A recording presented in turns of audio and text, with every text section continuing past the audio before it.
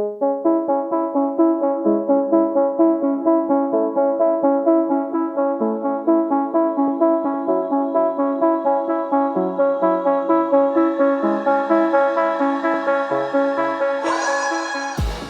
and welcome to the Blackout podcast where I get to talk to amazing people that do amazing things. And today I have Megan. Wait, your thing has fucking Reed in the name. One of your one of your handles Did you is like just clue that in? anyway. I have Megan Reed on the show today. Thank you so much for coming on. Hi. Well, thank you for having me. Well, so yeah, you do like music, you do modeling, and now you're starting this whole show. Lots to break down. Let's start with music because that's kind of how I really knew about you. That's my roots. I mean, like I always come back to music, even when I run out of my millions of projects to do. Everything at my like core is music. How did that start for you? That's kind of like a long-winded. It's a weird story because like none of my family's musical at all. I have like distant family, like my great uncle once removed or something like that. Like the distant family who is musical. Just I think one person. Oh. But for me, I was like the quiet kid who just played guitar, and then I just like. I don't know how I picked it up. It was just music came and found me. I'd always sang. I'd always been writing. I was, being the quiet kid, I would always be in the back, like, writing stories and writing poetry and whatnot since I was really, really young. I hated being the center of attention unless I was singing. I was just a very nervous kid. I had really high anxiety. Like, I even had stage fright until I was, like well into my adult years, and I had to, like, get over it and stuff, but I hated being center of attention unless I was singing. And when I was singing and making music and performing, like, even coming on here is like, I had to like mellow out a little bit before I came out here, Everybody knows what I do. But usually when I'm like, if I'm not performing, it's just like nerve-wracking because I get so into this zone when I'm making music, whether it's playing guitar, whether it's singing, or whether it's performing in any aspect. I just get into like everything that's here just doesn't exist anymore. Yeah. Wow, that's an interesting way to look at it because like, so are you saying that when you sing because you're so into the music, it's not like the anxiety goes away, you just don't notice it? Kind of, yeah. It's kind of like that. It's like, I don't know. It feels, the physical feeling of it is like if somebody put a bubble around my head. And you know how in like the Peanuts show, when you hear the parents talk, it's like wah, wah, wah, wah, wah. When I'm making music and I'm in the studio or I'm on stage or anything like that, like it feels like all of a sudden there's this force field and everything around me just sounds like wah, wah, wah, wah, wah. And I'm just focused on making music, just focused on doing whatever I'm doing. So, what kind of music did you grow up listening to? Well, I'm a lot of my a lot of my family is very redneck, so hard rock, classic rock, country. And then I got into like a hip hop phase because I had friends who were like very, very like into like rap and like hood kind of stuff. And then I got to high school, and being like the quiet outcast kid, I obviously became the emo kid. So I listened to metal, which is like, I'm going back to my roots now. I just joined a new metal band project, so that's another new thing that happened. But I was just all over the map, and everything I listened to when I was a kid reflects what I listen to now, because there's literally not a single thing that I'll be like, ew, like, I'm not one of those people that's ew country, ew jazz, ew this, ew that. There's like specific songs I might not like or might not enjoy, but I'll just change it. But there are country songs I like, there's jazz songs I like, there's R&B songs I like, there's hip hop, there's like deathcore music I like, and then there's like, that like really like gangbanger kind of stuff that I like listen to like the old school hip hop of people rapping about lives that I will never live. But like I'm exactly that way. I think to me music is just music, man. Like, it's nice, you like it or you don't like it. Like, it's an emotion. It's there's this, and I love Spotify because I mean, although sometimes it kind of like messes up, but sometimes you get this Discover Weekly thing, and then it just sends you random songs. When it gets like a nice playlist going for you, it starts to look at like what you're listening to, and it'll take a couple of those songs. And it's funny because like lately I've been listening to everything from like her, which is like mellow R&B vibe. I love her so You much. know what? She performed on Saturday Night Live a couple of weeks Oh, ago, wicked. and I didn't even know her. And I'm like, I don't like it's. Now I you know should. her. Yeah, like I didn't know who she was and then she came and performed. Like she can sing Oh, her instrument. Like she's great. She was oh, playing the she can guitar. She's sing. like she's really really good. Yeah, and I love her music because I have a hard time figuring out like artists to follow and whatnot. And it's funny because she's younger than me, started her career like so young and whatnot, but like she's within similar like range kind of stuff, so it gives me like a new course of like where to go with my music, seeing somebody Oh. sing in like a lower register like Mm. that, and it's just she's wonderful. Yeah, she's sweet, man. Oh God. There's a song. It's not well. It's like a DJ song, but she sings on it. It's blown, and that's the thing I was saying about Spotify. So, like you kind of select songs you like, but then every once in a while, throw some like random weird song. Like, holy, what is that? So one of those songs I discovered is by this guy called Otis something, but it's called Resurrection Blues, and it's like really hardcore country, but it's one of the most beautiful songs I've heard in my life. It's like it's so powerful. It's so when people like, I mean, there's some like I don't select genre, but it's about the music. So I Hmm. completely understand what you're saying. So you'd write poetry. At what time did you actually say, okay, I can write a song and like put music on it? Um, my first song was probably I started doing like trying to like learn other songs when I was 10. I started playing guitar. And I learned to play guitar and perform guitar before I actually sang and played guitar. Like I took a break from singing for a little bit. And by the time I was 14, around 13, 14, I wrote this really embarrassing song that probably could have been like a Justin Bieber type hit if I had like gone if I was like if my family was the kind of ones like threw me into the spotlight like oh basically what I'm trying not to do with my daughter. She's a huge performer. She loves it. But if that was the route that I took, like that's the kind of music that I would have been doing, and it's so basically it was a song about being on the rebound. I was watching all these teen dramas at the time, except it's basketball references.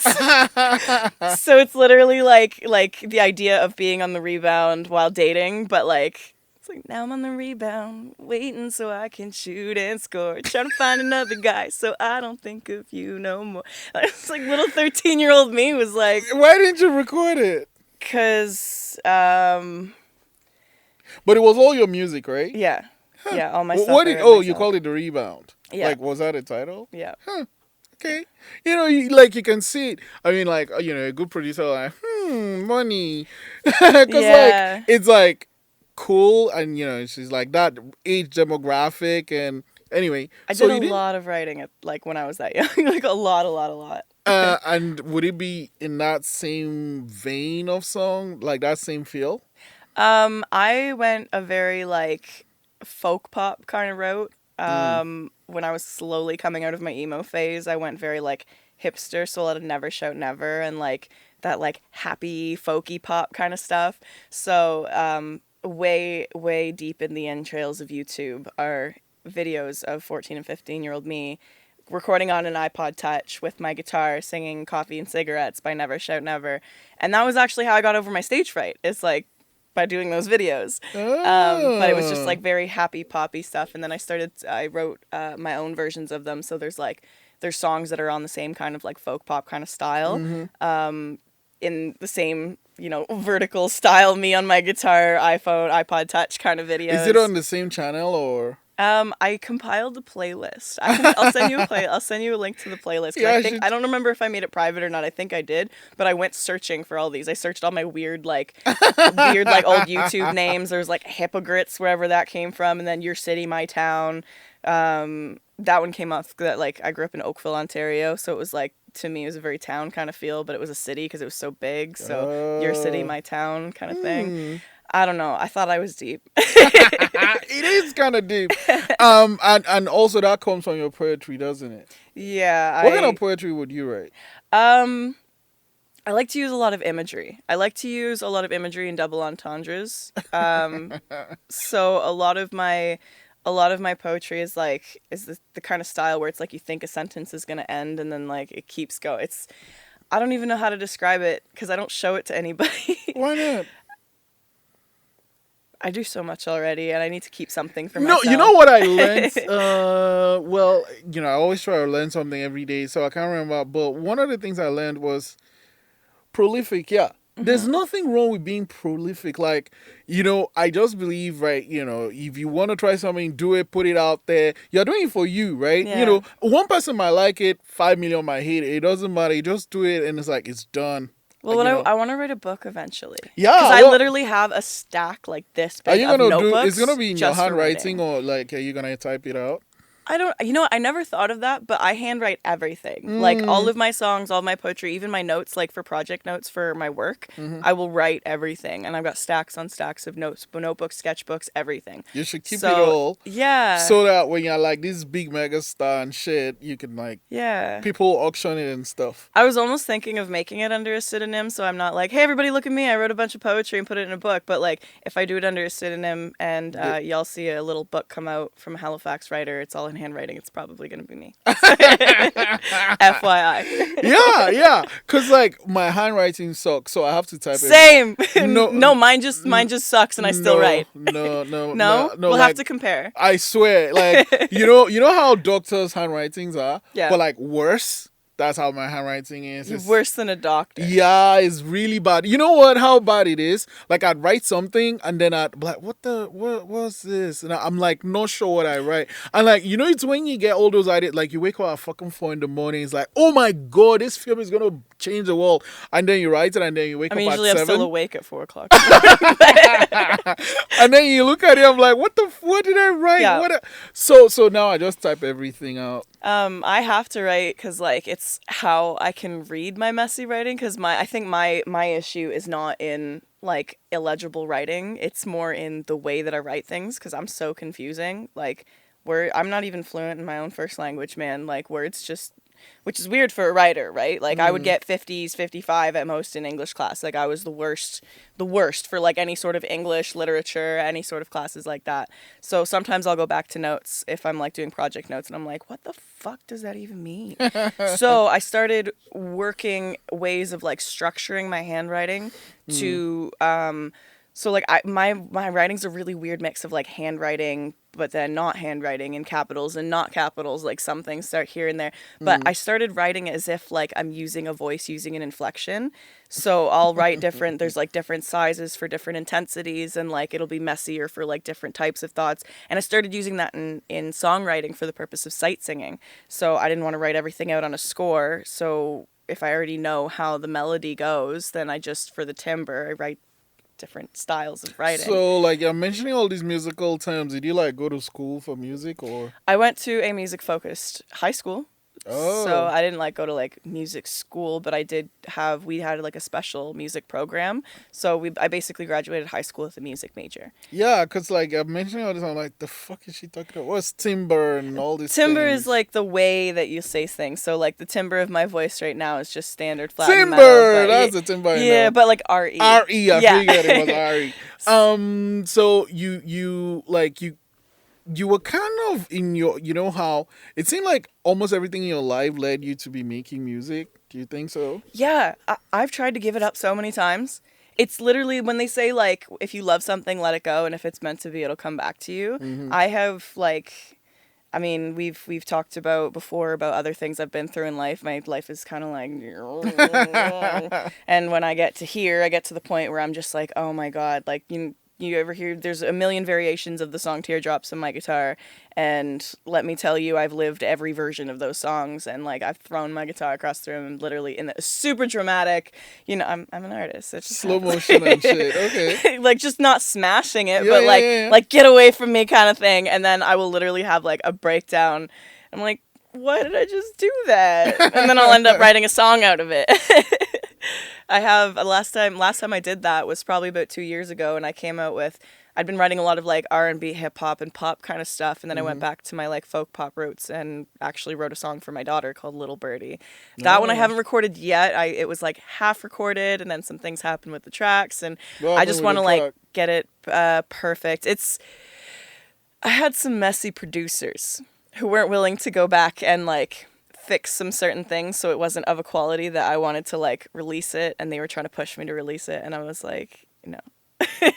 Oh, so how does that work? Like, I don't know. So, I'm an artist. I'm like, I meet a producer, and then I'm like, hey, let's make music because I like your style or whatever. What That's kind happens? of how before I would be like, I mean, usually you'd find somebody who has beats or makes beats or mixes and masters and all that, and then Mm-hmm. you'd be like, okay, what are your costs and whatnot. Before my whole job is based on like finding resources, so I like to do a lot of skill sharing. So it's like I'll feature on a track for you if you can like produce or mix and master a track for me, or like you give me a track, I'll feature on it, and then I'll do some work for you behind the scenes. Mm-hmm. And now I've just had a lot of really interesting circumstances. So instead of getting somebody else to record my music, I'll just buy beat packs and then just So, like like, just a bunch of beats? I just skipped over like 3 levels of people working with me. So I buy a bunch of beats. Yeah, So, but like, do you now own those beats, or is it like exclusive to you? it depends. So sometimes you can get ones that are like, I don't remember what the license type is, but it's basically you can use it to like work on writing a song or use it as like a freestyle track, or like there's very limited leases. That's what they are. But I got one beat pack that was like, it was on a really good sale, and I honestly couldn't even believe it because I looked at all the licenses in the packages and everything was exclusive. And there was like 25 beats from this like really amazing producer in Mm. LA, Layered Music, and I was looking at all the licenses, and I think I got the beat pack for like $30, and I was like, these are going to be shitty beats, these are going to be terrible beats. And I looked, and I've been working my whole album on all of just these beats, Hmm. whereas I've had other beats like Promiseland. That track cost me, I won't mention numbers, but there's 3 of them. And it's not in the first, it's not it's it was But is that just the beat, or just like the beat, recording, mixing, that was everything? all of the recording and stuff I do myself, and mixing and mastering I outsource. So that was Mm. just to purchase the beat. That was just to purchase it so that nobody else could use it. Well, the song sounds great. You know what? You know what? Like, It does sound great. It was See, such a talented Valley is a producer. funny thing though, cause like this, like there are things that people pay $1,000 and it's like, what the fuck, right? But then there are things I'd pay a lot of money for, and like people are like, you're crazy. So I guess at the end of the day, is what it means to you, right? I mean, for me, it's really hard to have that kind of discussion just because I don't like money. I don't understand. I think that, things do have value, but I don't like the fact that we use money to replace in substitution of the level of value of things. I'm big on skill sharing. So before we started, I was talking about that Facebook group that I started. Hmm. The whole point about that was, we're artists, starving artist is like such a well-known quip that it's not even just like a haha kind of stereotype. It's like, no, that's my career. I'm a starving artist. I'm lucky enough that I'm finally getting into a position where, starving artist was the last chapter of my life. But like it's just like I know the struggle. I know how hard it is to get out of that. Hmm. So I wanted to create a space where creative professionals or individuals who are starting off in their career who Hmm. like me I couldn't go to school. I don't have the brain or the focus to like go to school, get a good job, get a career, sit at a desk 9 to 5. Like I can't do that. That's why I do so many fucking things, because that's where my attention span lies. Yeah. But I wanted to create a space where people who were similar to me, who didn't want to just like live the normal expected lifestyle, Hmm. and it's expensive to do that. When you want to do things the way that you want, you're going to be spending a bit of extra money. Hmm. So I'm big on skill sharing, where it's like, what can I do for you that you can do for me? Can I learn from you? Can I offer you one of my services that I've, put the work in to teach myself, and then you can offer one of your services that you've put the equivalent amount of work in. Yeah, we should talk after So this, cause I want music. Like, I need a lot of music. yeah, so we'll definitely talk after this, but that's the whole purpose of like what I like to do in my job right now. Hmm. Like I said, a digital media producer, but I'm also doing some grant resourcing consultations. Hmm. So I'm helping people who've applied for grants find out how to make the most of their money. Mm. Because for me, it's not about the money. It's how can we do the most amount of quality for the least amount of money? Because cheap is cheap and expensive is expensive. But if you can find the best quality for the best deal, then the money's not even the biggest part of it. It's just like it adds another level of value to whatever you're purchasing. But at the end of the day, we are still living on a planet in a world where it's based on money.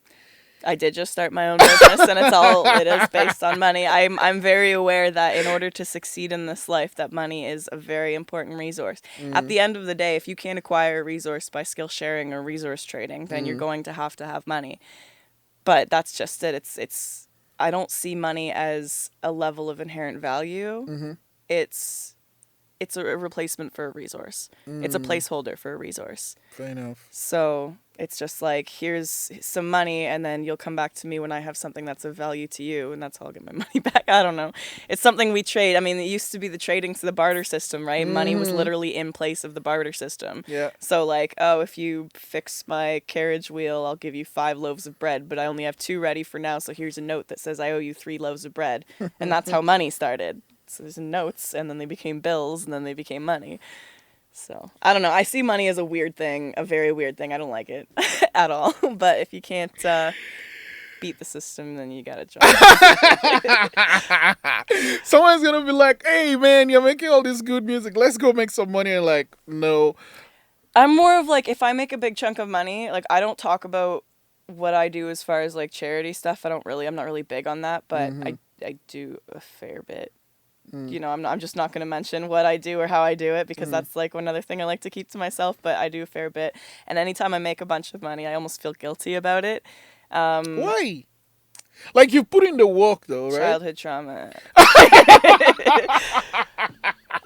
I was born and raised by one of those, like, the child support mothers, the always wanting more money mothers, the getting money from everybody else and everybody else's money is hers. I've had a job since I was 10. I've been making money since I was 10, and I don't have anything to show for it.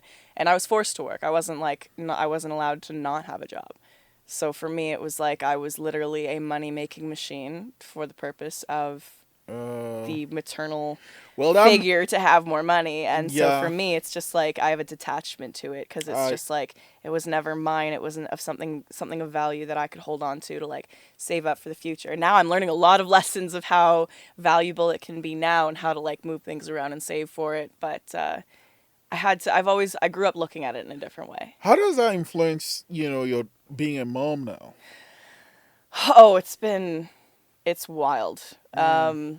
It was the scariest thing ever, because I mentioned before that like when I found out I was pregnant, I was basically on my deathbed. I like literally was like, your lung collapsed, your kidney's failing, oh, and you're 6 months pregnant. It was like that within the span of like a few hours.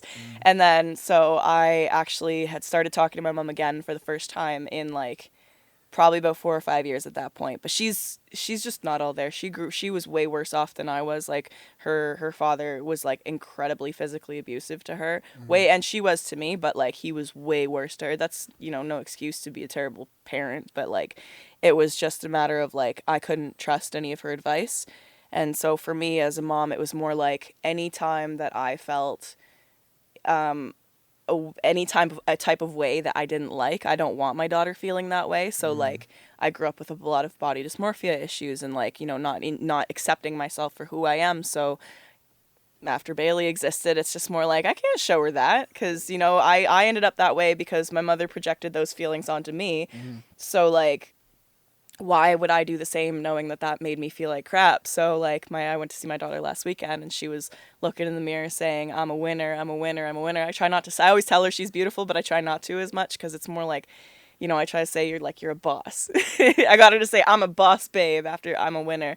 Her aunt taught her I'm a winner, but I added, I'm a boss. So she's a winner and she's a boss and she's going to be confident. And like, the whole motherhood thing is like, I can't let the way that my mother was run how I'm going to be a mother. I can just be the best mother that I think I should be.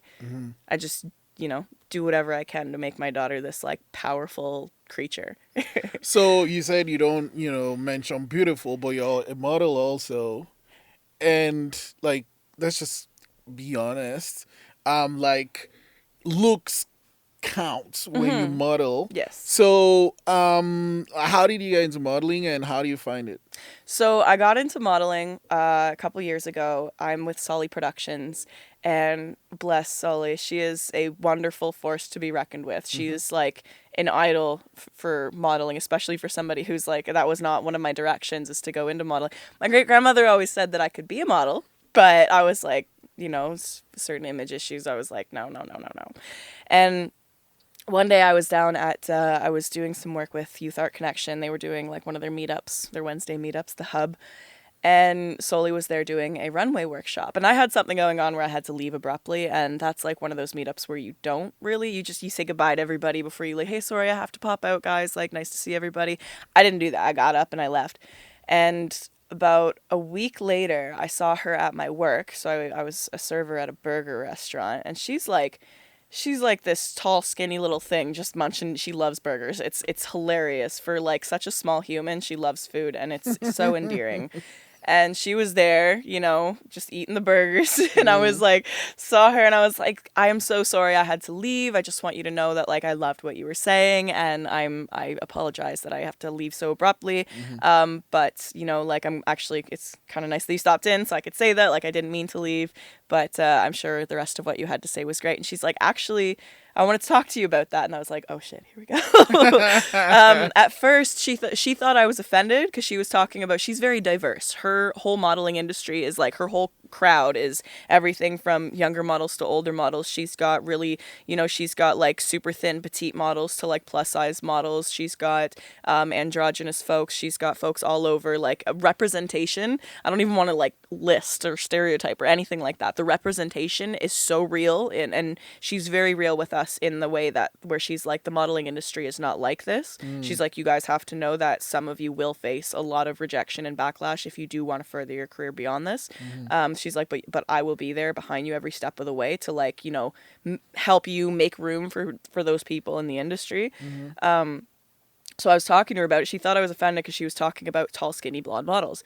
And for me, to know that she thought that I fell in that group, tall, skinny, blonde model, like I'm like the typical look for a model, was like, wait a minute, like I don't see myself like that. Yeah. You see me as that? And that was a big changing point for like, especially how I felt about myself, because I'm like, a lot after then, like I reached out to some of my friends. I was like, do you see me as this? And they're like, yeah, Megan, you look like a model. And I'm like, what? And then I looked in the mirror and I was like, I'm pretty. It was, but like I never really, it got to a point where in order to get away from my insecurities, I just didn't focus. I did the makeup the way I liked. I did my hair the way I liked. I dressed the way I liked. It wasn't a matter of like, I'm going to do this because other people are going to see it. It's just, I started doing what I liked, and that made me more like in and out more beautiful than, I don't know. I don't think there's a picture of beauty. I don't think there's like, I think everybody's beautiful in their own way. I'll go like walk down the street, see people, and be like, oh my God, people are so beautiful. But for modeling, it was just, there's just so much representation in Soli's group, and it's just really nice. And her conversation went on to like, I want you as part of my crew. And I was like, did I just get headhunted by a modeling agent? Like, is that what happened? And I guess that happened.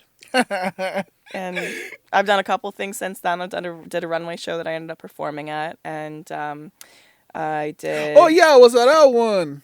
The Mercantile Social. Yeah. It was there. I had no idea what I was doing as far as walking. I was supposed to go this way and that way and do this thing, but I wasn't like with one of the designers. And then one of the designers asked if I wanted to walk, and then they gave me an outfit to change into, but it didn't fit. And then they got mad, and I was like, it doesn't fit. I was like, it was just a back and forth. And then I was in my like all blacks, and then so I just kind of awkwardly tried to follow the line and tried to just look as normal and model-esque as possible and doing like poses. And I was like, wow, I'm a print model, not a runway model. Like, I should definitely not be on the runway. And then after I was able to go perform, and I felt so much more comfortable. I was like, this is where I'm supposed to be. Because you're singing and stuff. Yeah. You have this new venture. Let's talk about it.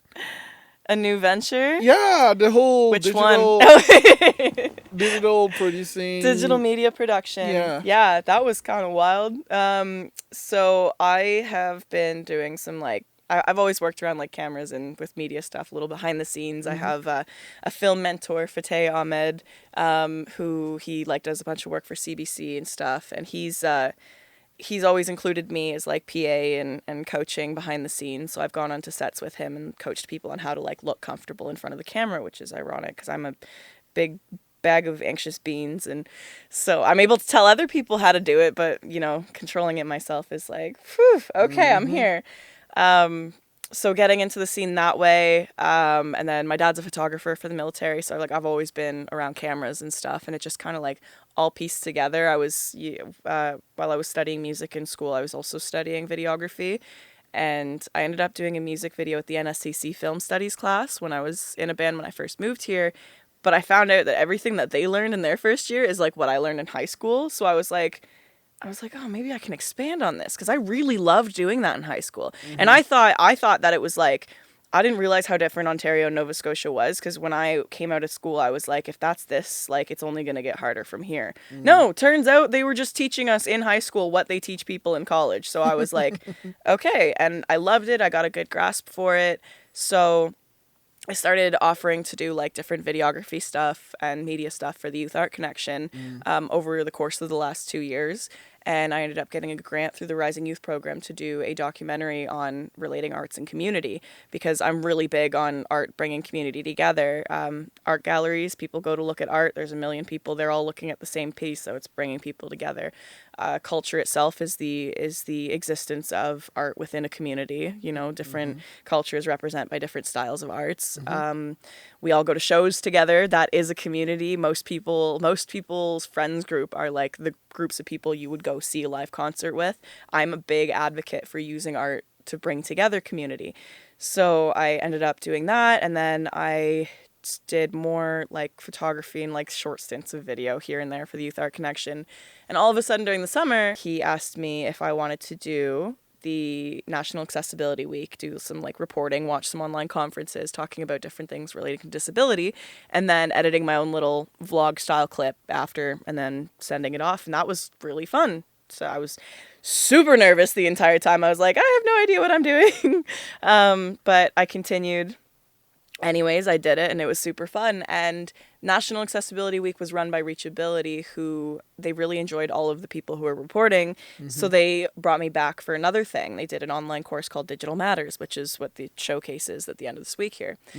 And there was a bunch of us that applied and 7 of us got chosen as like artists with disabilities. I deal with complex post-traumatic stress disorder. And so I was one of the 7 people. And they taught us how to like do our own thing with business. And one of the things with PTSD is I have memory lapses all the time. People think it's because I smoke so much weed, and I'm like, that's my excuse. At least if I don't feel like explaining that I've got, like trauma brain, I'm just like, sorry, man, I just smoked a lot of weed. I don't remember what my application was. So when I submitted my project, like refinement, they were like, oh, this isn't what you put on your application. And I'm like, oh yeah, I just decided to pivot, I'm going in a different direction. And I had no idea what I was doing. But it looks super cool now, and I'm launching my first ever YouTube series now. So what's the series gonna be about? It's called Alternate Regality. It's about, I want to touch on the inner side of creative professionals. So my first episode is with Jaden Austin. He's a young rapper.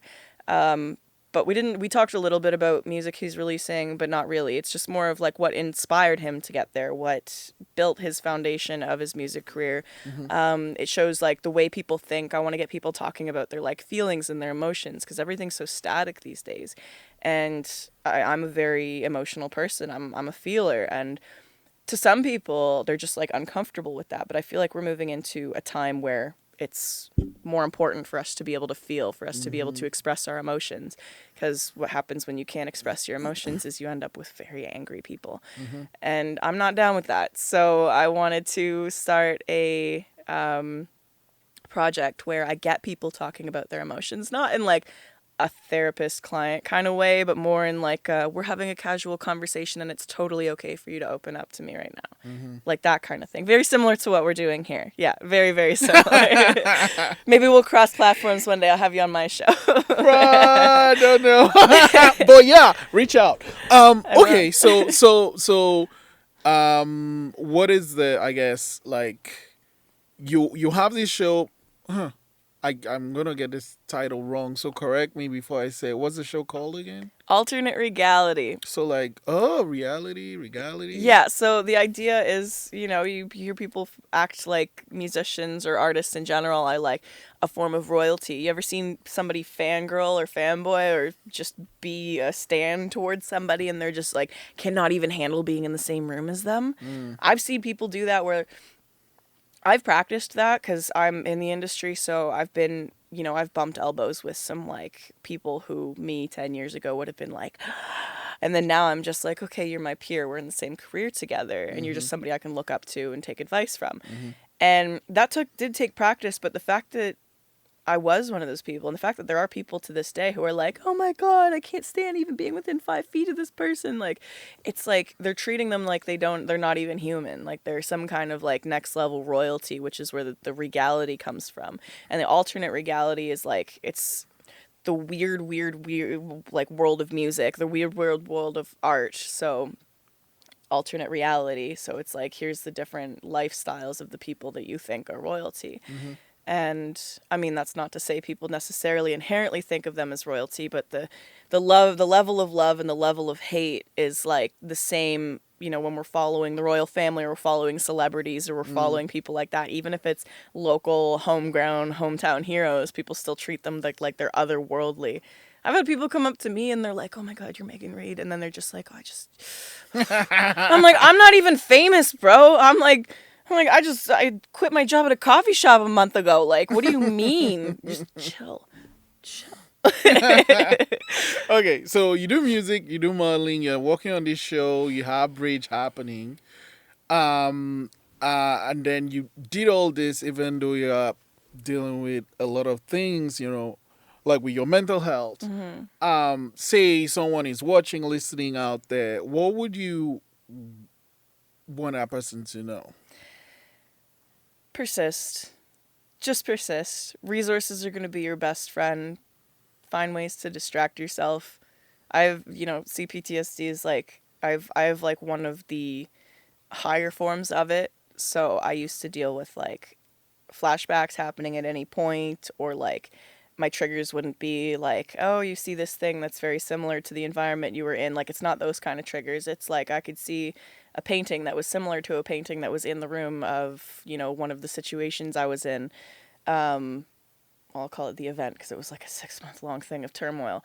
But I had such sensitive triggers that I had to figure out how to get around that. So when I'm talking about emotions and stuff, a lot of people treated me like they didn't realize that there was something actually inherently wrong with my brain. They just treated me like I was being emotional or like a drama queen or like this and that. And I'm like, no, guys, I'm like suffering from self-induced brain damage here. Like, that's what PTSD is. And so anybody who's suffering from similar things where they're just like, if somebody says get over it, you don't have to get over it. You don't have to squish it deep down inside. You just have to persist. And that's the only thing. And however you can do that, one of the best pieces of advice I saw on like a Facebook meme or whatever, it was like, if you're having a hard time getting out of bed to eat because you are thinking of the effort, you're putting into making a meal, you don't have to go make a meal.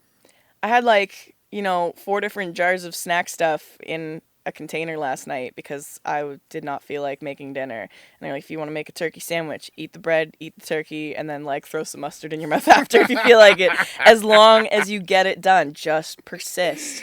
Do the most that you can, but don't exert yourself. Yeah. And, like for me, just and be honest with yourself. That's the biggest thing. The best way that I can get everything done that I'm doing. I've had people say like, you do too much. But I've never felt like I do too much.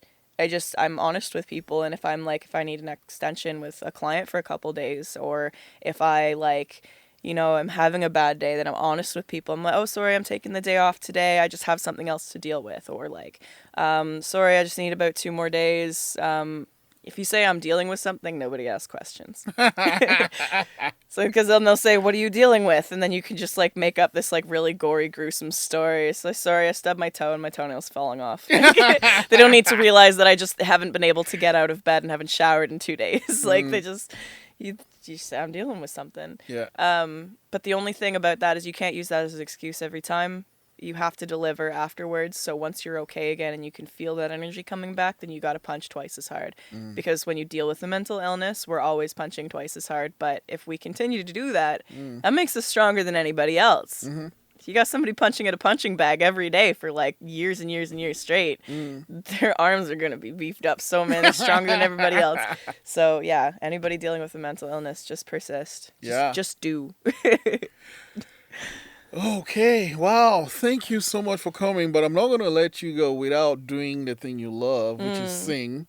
So I'm just going to clear up all this thing and then you'll do your song. Thank you so much, Megan, for coming on the show. I really appreciate it. And yeah, we'll talk about alternate reality for sure. Yeah, definitely. And tune in to the film festival at the end of the week. Sure thing. We'll do. This is Megan Reed with Promiseland.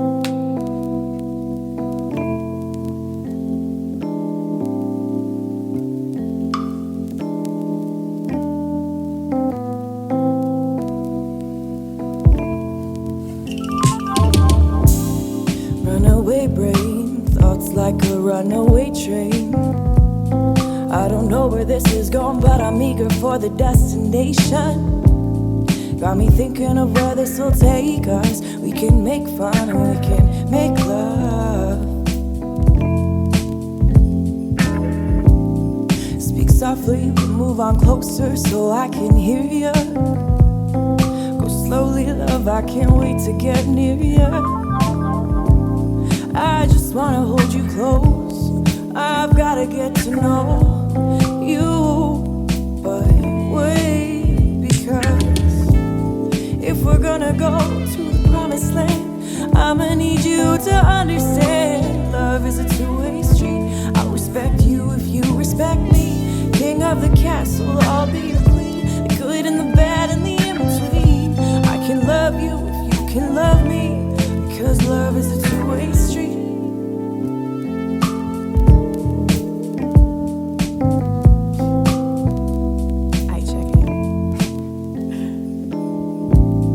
I don't care if you've got my knee, I can make my own.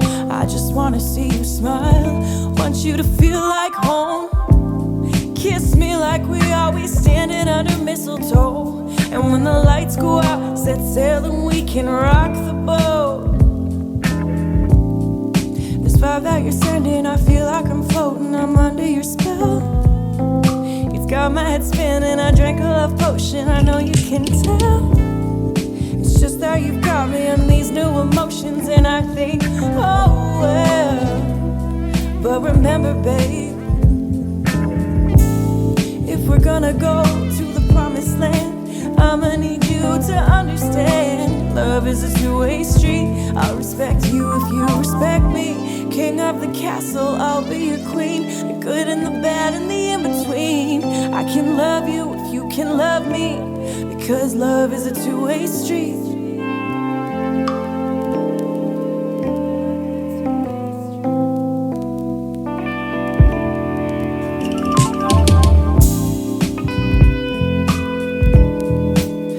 Adam Fancy on the guitar, DK on the track, Megan Reed on the words.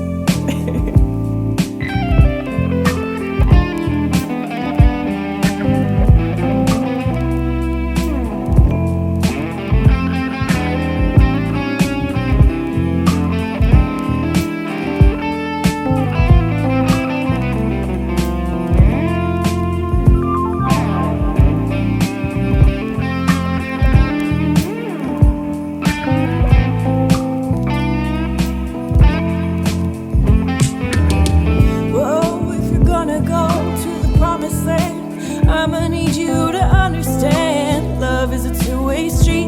I'll respect you if you respect me. King of the castle, I'll be your queen. The good and the bad and the in-between. I can love you if you can love me. Because love is a two-way street.